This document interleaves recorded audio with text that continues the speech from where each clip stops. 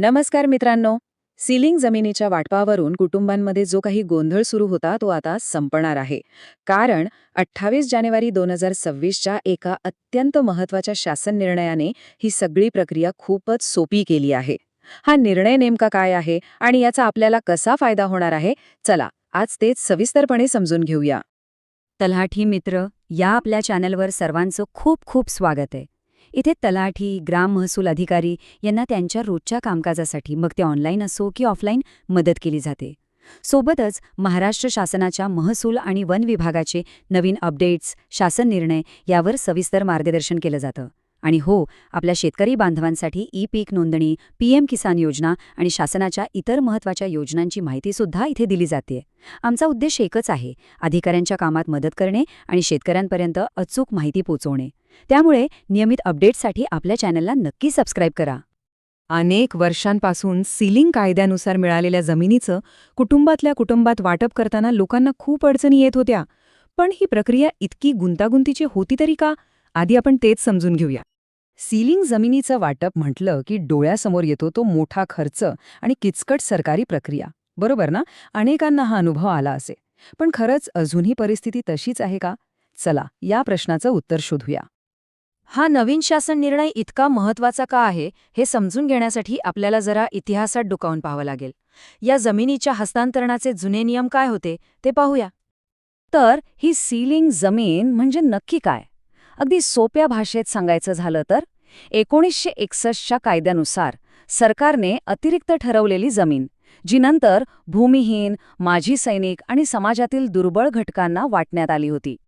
विचार करा, पूर्वी या जमिनीचं कोणत्याही प्रकारचं हस्तांतरण करायचं म्हणजे काय दिव्य होतं. आधी जिल्हाधिकाऱ्यांची परवानगी घ्या, मग सरकारला नजराणा म्हणून एक मोठी रक्कम भरा. यामुळे कुटुंबातल्या घरात वाटप करायलाही प्रचंड त्रास व्हायचा. पण मग या कथानकात एक असं वळण आलं ज्याने सगळं चित्रच पालटून टाकलं.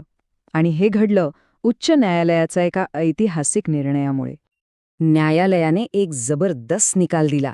त्यांनी अगदी स्पष्ट केलं की कुटुंबातल्या लोकांमध्ये जमिनीची वाटणी होणं आणि तीच जमीन बाहेरच्या कोणाला विकणं यात जमीन आसमानाचा फरक आहे. घरातल्या घरात होणारं वाटप हे कायद्याच्या भाषेत हस्तांतरण किंवा ट्रान्सफर नाहीच. आणि मग काय, याच कोर्टाच्या आदेशाचा आधार घेऊन शासनाने एक अत्यंत महत्त्वाचं परिपत्रक जारी केलं. चला तर मग या 2026च्या शासन निर्णयातील प्रत्येक मार्गदर्शक सूचना आता बारकाईने समजून घेऊया. हे बघा, हे आहे ते अधिकृत शासन परिपत्रक, ज्यावर आजची आपली सगळी चर्चा आधारित आहे. यातली प्रत्येक माहिती ही अधिकृत आणि विश्वासार्ह आहे, म्हणूनच ती समजून घेणं खूप महत्त्वाचं आहे. या शासन निर्णयाने ना 2 गोष्टी एकदम आरशासारख्या स्वच्छ केल्या आहेत. एका बाजूला आहे कौटुंबिक वाटप, म्हणजे वारसा हक्क, मृत्यूपत्र किंवा हक्क सोडपत्राद्वारे वाटणी. याला हस्तांतरण मानलं जाणार नाही आणि सगळ्यात महत्त्वाचं म्हणजे यासाठी 1 रुपयाचाही नजराणा द्यावा लागणार नाही. पण दुसरीकडे जर हीच जमीन कुटुंबाबाहेरच्या व्यक्तीला दिली तर त्याला हस्तांतरण मानलं जाईल आणि मग मात्र नियमाप्रमाणे नजराणा भरावाच लागेल. किती सोपं करून सांगितलं बघा. अशाच प्रकारे किचकट वाटणारे सरकारी नियम जर सोप्या भाषेत समजून घ्यायचे असतील तर आपल्या तलाठी मित्र चॅनलला सबस्क्राईब करण्याचा विचार नक्की करू शकता. ठीक आहे, नियम तर समजला. पण आता याचा आपल्या रोजच्या कामावर, आपल्या जीवनावर नेमका काय परिणाम होणार आहे? म्हणजे अधिकारी आणि जमीन मालक ह्या दोघांसाठी याचा खरा अर्थ काय?